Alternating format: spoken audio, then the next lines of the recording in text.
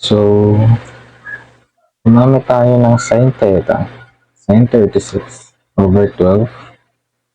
Sin theta, kinukuha natin yung theta dito. Tapos 10.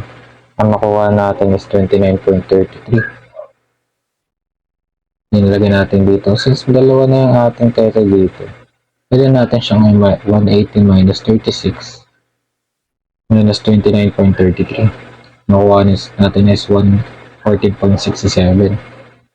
So, paano? Kapag kinuha naman natin yung theta, gamit yung sin theta dito, same pa rin kayo yung lalabas. Bali,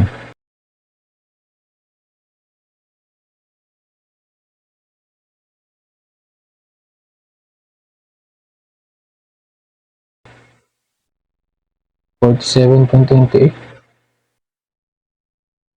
Gamitin mo na yung 114.67 kasi lumabas siya sa yung internal angle mo kasi 180 degrees, di ba? So 180 minus 36 minus 29.33, yun na yung sagot.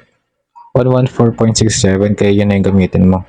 Bali, wag ka makinig dyan. 47.28 degrees yung gamitin mo. Kasi yung 180 degrees na internal angle mo, na i-minus mo dun sa dalawang angle is pang checking lang naman yun. Kapag magkaiba yung sagot niya dun sa sine law at saka cosine law. Gets? Sige. 1/2 AB sine theta gagamitin ko. Aray ko!